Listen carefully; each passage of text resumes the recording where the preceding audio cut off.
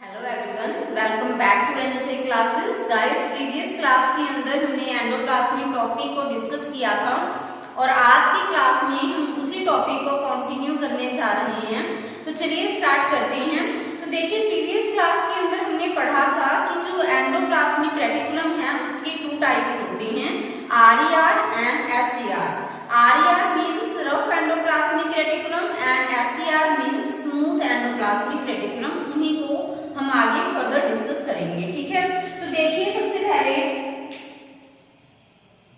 कि जो आरईआर है यानी कि rough endoplasmic reticulum and SER means smooth endoplasmic reticulum, इनके अंदर मेनली डिफरेंस क्या है, ठीक है। तो देखिए, RER rough endoplasmic reticulum, rough endoplasmic reticulum, और SER means smooth endoplasmic reticulum, ठीक है। तो अभी देखिए कि जो रफ एंडोप्लाज्मिक रेटिकुलम है उसको रफ क्यों कहा जाता है। रफ एंडोप्लाज्मिक रेटिकुलम को रफ इसी वजह से कहा जाता है क्योंकि वहां पर क्या प्रेजेंट होते हैं, राइबोसोम्स प्रेजेंट होते हैं। क्या प्रेजेंट होते हैं वहां पे, राइबोसोम। और आपको मैंने बताया था प्रीवियस क्लास के अंदर ही कि जो राइबोसोम है, ठीक है, यहाँ पे कितने एसके प्रेजेंट होते हैं, 80 एसके, ठीक है। और 80 एसके अगर राइबोसोम है तो उसके अंदर लार्जर सब यूनिट 60 एसकी होगी, स्मॉलर सब यूनिट है वो 40 एसकी होगी, ठीक है। तो जो ये लार्जर सब यूनिट है ना राइबोसोम की, वो एंडोप्लाज्मिक रेटिकुलम की मेम्ब्रेन के साथ कनेक्शन में होती है, ठीक है। तो इट मींस एंडोप्लाज्मिक रेटिकुलम की मेम्ब्रेन के ऊपर जब राइबोसोम लगते हैं तो राइबोसोम्स की लार्जर सब यूनिट अटैच होगी उसके साथ, ठीक है। तो एंडोप्लाज्मिक रेटिकुलम की मेम्ब्रेन के ऊपर जब राइबोसोम अटैच होते हैं तो अटैचमेंट में कौन हेल्प करेगा, तो at that time guys attachment के अंदर हेल्प करेगा, किसकी हेल्प से अटैच होते हैं, वो एक प्रोटीन की हेल्प से। अगर हम और ज्यादा स्पेसिफिक कहें तो वो एक ग्लाइकोप्रोटीन की हेल्प से अटैच होते हैं, ठीक है। किसकी हेल्प से अटैच होते हैं, ग्लाइकोप्रोटीन की हेल्प से। और उस ग्लाइकोप्रोटीन का नेम क्या है, उस ग्लाइकोप्रोटीन का नेम है हमारे पास राइबोफोरिन, ठीक है, राइबोफोरिन। तो वो राइबोफोरिन 1 एंड राइबोफोरिन 2 की हेल्प से अटैच रहेंगे। Is it clear. तो इट मींस अगर मैं यहाँ पे दिखाऊं, ठीक है, ये क्या है हमारे पास न्यूक्लियस और ये मैंने जनरली क्या दिखा दिए थे, सेल, ठीक है। तो न्यूक्लियस की मेम्ब्रेन की इवेजिनेशन से हमें पता है कि क्या बनेंगे हमारे पास, इस तरह से एंडोप्लाज्मिक रेटिकुलम, ये मैंने जनरली दिखा दिया। तो इस मेम्ब्रेन के ऊपर क्या अटैच है, यहाँ पे राइबोसोम।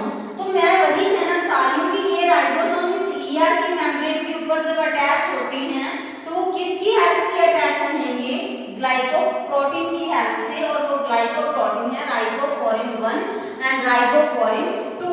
तो अगर हम सिंपली रिप्रेजेंट करें तो ये अगर ईआर की मेम्ब्रेन है और इसके ऊपर अगर हम ऐसे रिप्रेजेंट कर दें तो ये 60 एस की यूनिट है और इनको अटैचमेंट के अंदर हेल्प करेंगे एक प्रोटीन, और उसी प्रोटीन को हम बोलते हैं राइबोफोरिन, ठीक है। तो राइबोफोरिन 1 एंड 2 वहां पे अटैचमेंट में हेल्प करते हैं। तो इट मींस आरईआर के अंदर गाइस राइबोसोम्स भी प्रेजेंट रहेंगे, ठीक है, और राइबोफोरिन भी प्रेजेंट होते हैं क्योंकि राइबोफोरिन ही उनकी अटैचमेंट के अंदर हेल्प करते हैं, ठीक है।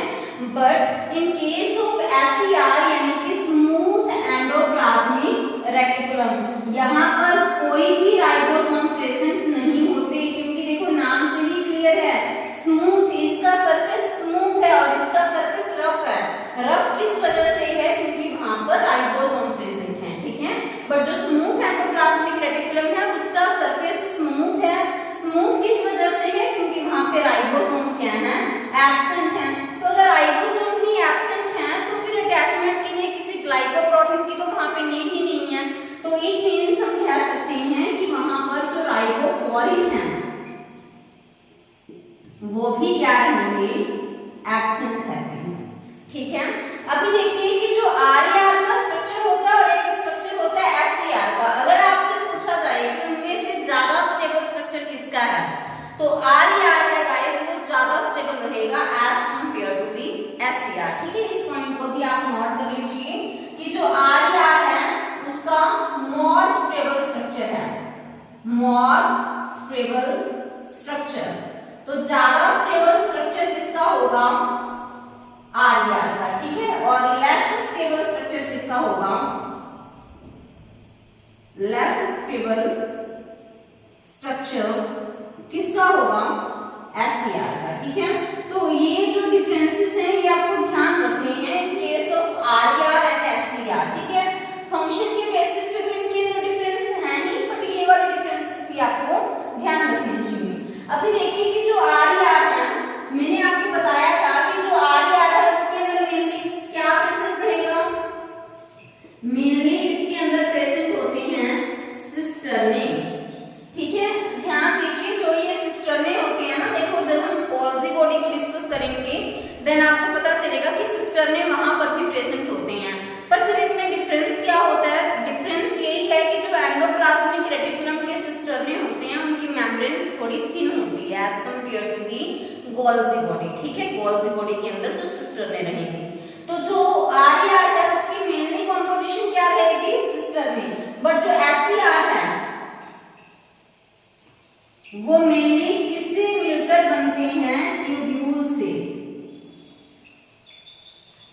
किससे मिलकर बनते हैं, ट्यूब्यूल से। तो इट मींस एंडोप्लाज्मिक रेटिकुलम के अंदर सिस्टरने, ट्यूब्यूल्स एंड वेसिकल ये प्रेजेंट रहेंगे। ठीक है, बट मेनली SCR के अंदर ट्यूब्यूल्स प्रेजेंट रहेंगे और RER के अंदर मेनली सिस्टरने प्रेजेंट होंगे। ठीक है, नेक्स्ट देखिए कि जो RER है उसके ऊपर राइबोसोम प्रेजेंट है, किसकी हेल्प से अटैच होती है, राइबोफोर्म प्रोटीन की हेल्प से।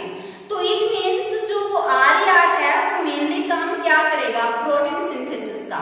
ठीक है, उसका मेन काम प्रोटीन सिंथेसिस का रहेगा। तो यानी कि जो RER है वो मोस्ट अबंडेंट किन सेल्स के अंदर रहेंगे, ये ज्यादातर उन सेल्स के अंदर बहुत ज्यादा अमाउंट में प्रेजेंट होते हैं जिनका मेन काम क्या होगा, प्रोटीन सिंथेसिस का, जिनका मेन काम प्रोटीन सिंथेसिस का है। तो यानी कि ऐसी सेल्स जो प्रोटीन सिंथेसिस के अंदर एक्टिवली इन्वॉल्व हैं उनके अंदर RER मोस्ट अबंडेंट प्रेजेंट होते हैं। जैसे कि पैनक्रियाज की जो सेल्स होती हैं, गॉबलेट सेल्स होती हैं, इनके अंदर गाइस हमें RER बहुत ज्यादा देखने को मिलती हैं। बट अगर हम SCR की बात करें, SCR का मेन काम क्या है, लिपिड सिंथेसिस करना, लिपिड सिंथेसिस करना। देखो ध्यान दीजिएगा कि जो RER है वो प्रोटीन सिंथेसिस करते हैं। ठीक है, तो सिर्फ उसको बनाते ही नहीं है बल्कि उसके ट्रांसपोर्ट में भी हेल्प करते हैं। इवन अगर हम बात करें SCR की, SCR है वो लिपिड सिंथेसिस करते हैं, तो लिपिड सिंथेसिस के साथ साथ उसके ट्रांसपोर्टेशन में भी हेल्प करेंगे। तो इट मींस ऐसे सेल्स जो एक्टिवली इन्वॉल्व हैं लिपिड फॉर्मेशन के अंदर। ठीक है, तो उनके अंदर ऐसे सेल्स जिनके अंदर लिपिड सिंथेसिस हैं, तो उन सेल्स के अंदर भी स्पेसिफिक क्या प्रेजेंट होंगे, SCR। जैसे कि एडिपोस टिश्यू की सेल्स हैं, ठीक है, उनके अंदर मोस्ट अबंडेंट क्या प्रेजेंट रहेंगे, SCR। इसके अलावा जो इंटरस्टिशियल सेल्स हैं, इंटरस्टिशियल सेल्स, तो वहां पर भी मेनली क्या प्रेजेंट होते हैं, SCR। ठीक है, मसल सेल्स हैं, तो वहां पर भी क्या प्रेजेंट होंगे, SCR। तो आई थिंक गाइस जो आपको RER है एंड SCR है इनके अंदर जो डिफरेंस है वो क्लियर हो गए होंगे। बाकी फिर हम नेक्स्ट स्लाइड, नेक्स्ट देखिए, अभी हम पढ़ेंगे फंक्शंस ऑफ एंडोप्लाज्मिक रेटिकुलम। तो चलिए करते हैं फंक्शंस ऑफ ER कि जो एंडोप्लाज्मिक रेटिकुलम है उसके एक्चुअली में फंक्शन क्या क्या है। ठीक है, जो एंडोप्लाज्मिक रेटिकुलम है उसका मेन फंक्शन क्या होगा, फर्स्टली नोट कीजिए, आपको पता ही है कि अगर हम RER की बात करें जो कि प्रोटीन सिंथेसिस करते हैं, तो हम कह सकते हैं कि जो ER है वो क्या करते हैं, प्रोटीन सिंथेसिस करेंगे, प्रोटीन की फॉर्मेशन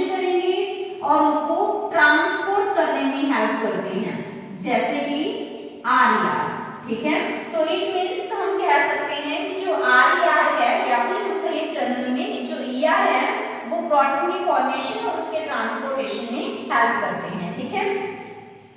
तो सेकंड आप नोट कीजिए कि अगर हम बात करें SER की, स्मूथ एंडोप्लाज्मिक रेटिकुलम, तो उनका काम क्या होगा? उनका काम होगा लिपिड सिंथेसिस एंड ट्रांसपोर्ट। तो यानी कि लिपिड की फॉर्मेशन और उसके ट्रांसपोर्ट में कौन हेल्प करेगा?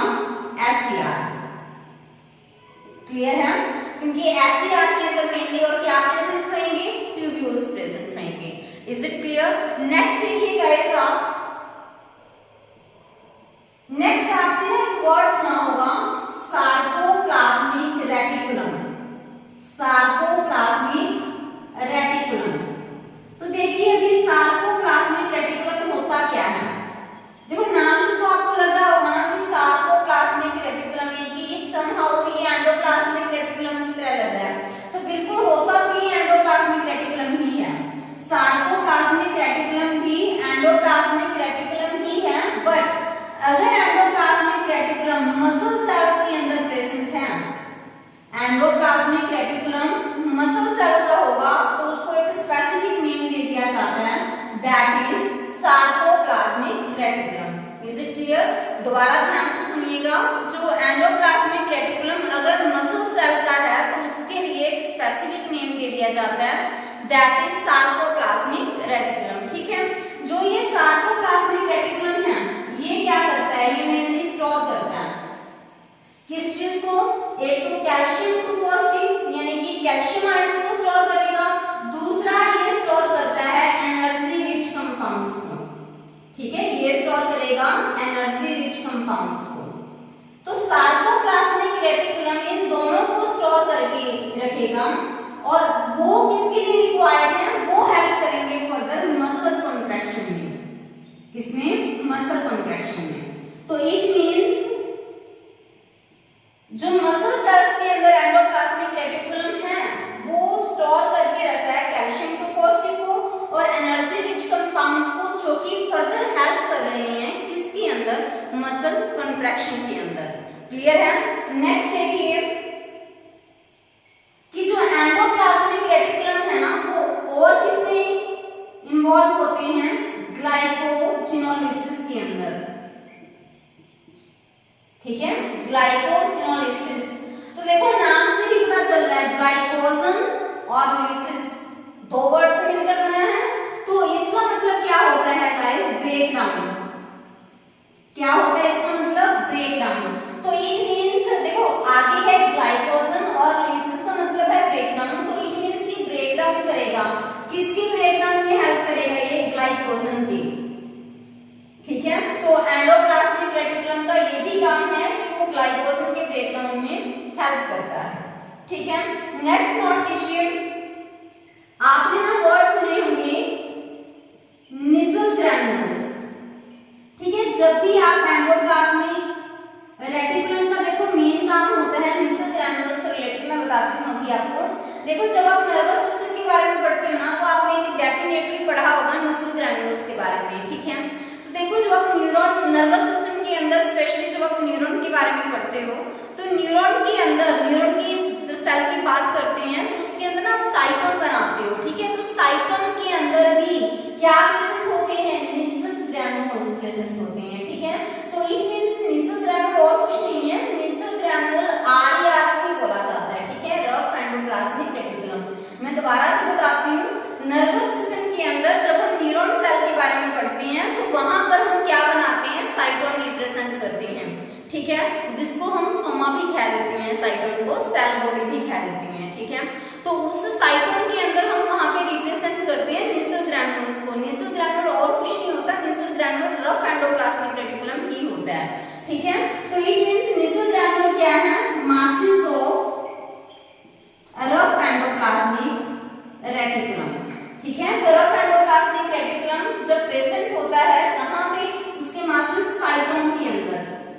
साइटोन इसका पार्ट है न्यूरॉन का, तो न्यूरॉन के साइटोन पार्ट के अंदर जब प्रेजेंट होते हैं masses of RER rough endoplasmic reticulum वहां पे प्रेजेंट होगा। तो that is called Nisal granules. ठीक है, नेक्स्ट देखिए, अगर हम बात करें माइलॉइड बॉडीज की, माइलॉइड बॉडीज की, तो माइलॉइड बॉडीज क्या हैं? देखिए, जो निसल ग्रैनुल्स तो आर के मासेस हैं, माइलॉइड बॉडीज कहाँ प्रेजेंट होते हैं? ये रेटिनल सेल्स के अंदर प्रेजेंट होंगे, रेटिनल सेल्स के अंदर। ठीक है, तो माइलॉइड बॉडीज प्रेजेंट होते हैं रेटिनल सेल्स के अंदर और निसल ग्रैनुल्स प्रेजेंट होते हैं न्यूरॉन सेल के अंदर। तो माइलॉइड बॉडीज रेटिनल सेल्स के अंदर होते तो हैं, होते क्या है माइलॉइड बॉडीज? तो माइलॉइड बॉडीज और कुछ नहीं है, ये स्मूथ एंडोप्लाज्मिक रेटिकुलम है। ठीक है, तो इट मींस जब masses of smooth endoplasmic reticulum they are known as myeloid bodies. Clear? Next देखिए कि जो एंडोप्लाज्मिक रेटिकुलम है उसका मेन काम और क्या होगा? डिटॉक्सिफिकेशन में।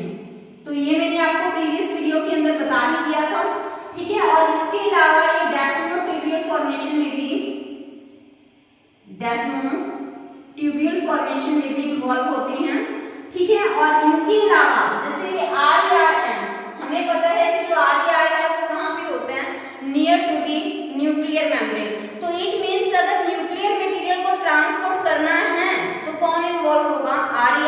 तो इट मींस न्यूक्लियस से किसी भी सेल ऑर्गेनल के पास न्यूक्लियर मटेरियल को ट्रांसपोर्ट करने में कौन हेल्प करता है? आर। तो इट मींस ये न्यूक्लियर मटेरियल के ट्रांसपोर्ट में भी हेल्प करते हैं।